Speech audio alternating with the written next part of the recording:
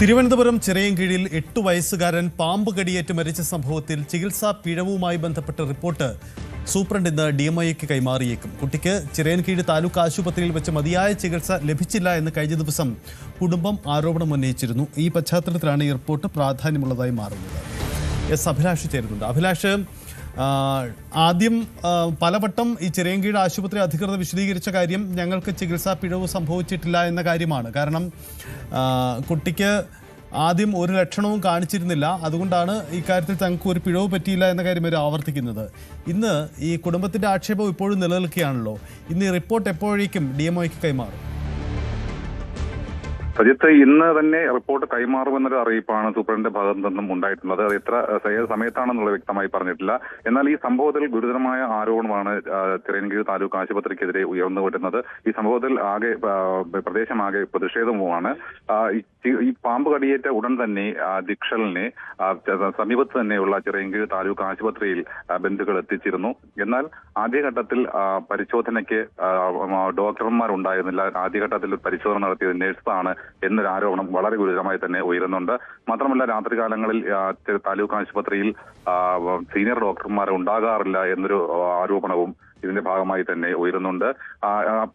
ചികിത്സ തുടങ്ങിയ ഘട്ടത്തിൽ തന്നെ പാമ്പ് ആണോ പഴുതാരയാണോ എന്നൊരു സംശയം ആശുപത്രിയിലെ ഈ പരിശോധിച്ച ഡോക്ടർക്ക് ഉണ്ടായിരുന്നു.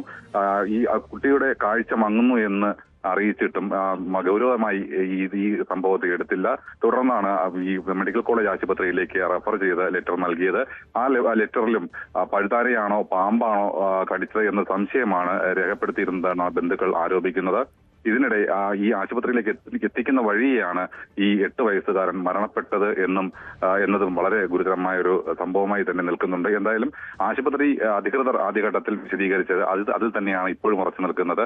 കടിച്ച പാമ്പാണോ മറ്റേതെങ്കിലും ജീവിയാണോ എന്നുള്ളത് സംബന്ധിച്ച് വ്യക്തമായില്ല എന്നാണ് അവർ പറയുന്നത്. അതുകൊണ്ട് തന്നെയാണ് ചികിത്സ വൈകിയതെന്നും പറയുന്നുണ്ട്. എന്തായാലും ഈ ഇത്തരത്തിൽ ഈ ആശുപത്രി അധികൃതരുടെ ഭാഗത്തുനിന്നുണ്ടായ ഗുരുതര വീഴ്ച തന്നെയാണ് ഒരു 8 വയസ്സുകാരന്റെ ജീവൻ നഷ്ടമാകാൻ കാരണമായത് എന്നാണ് ഈ പ്രതിഷേധം ഉന്നയിക്കുന്ന എല്ലാ നാട്ടുകാരും ബന്ധുക്കളും ഉൾപ്പെടെ എല്ലാവരും ആരോപിക്കുന്നത്. സജിത്ത്,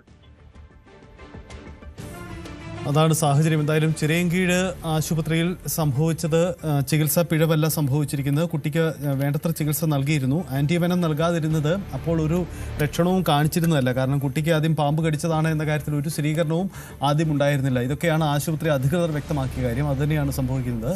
ഇതിനിടയിൽ ഉയരുന്ന ഒരു ചോദ്യമാണ്, അത്ര ദുഷ്കരമായ അത്ര മോശമായ ഒരു സാഹചര്യത്തിൽ എങ്ങനെയാണ് കുടുംബത്തിന് അവിടെ കഴിയേണ്ടി വന്നിരുന്നു എന്ന കാര്യം കൂടിയാണ്. എന്തായാലും ഇക്കാര്യത്തിൽ അവിടുത്തെ പ്രാദേശിക ജനപ്രതിനിധികളടക്കം ഇക്കാര്യത്തിൽ വിശദീകരിക്കേണ്ടി വരും. എന്തായാലും ചിറയൻകീഴിലെ 8 വയസ്സുകാരൻ്റെ മരണം ഉയർത്തുന്ന വലിയ ചോദ്യങ്ങളുണ്ട്. സംസ്ഥാനത്ത് വ്യാപകമായി പാമ്പ് കടിയേക്കുന്ന സംഭവങ്ങൾ ആവർത്തിക്കുകയാണ്. കൂടുതൽ വാർത്തകൾക്ക് News 18 Keralam YouTube channel subscribe ചെയ്യുക.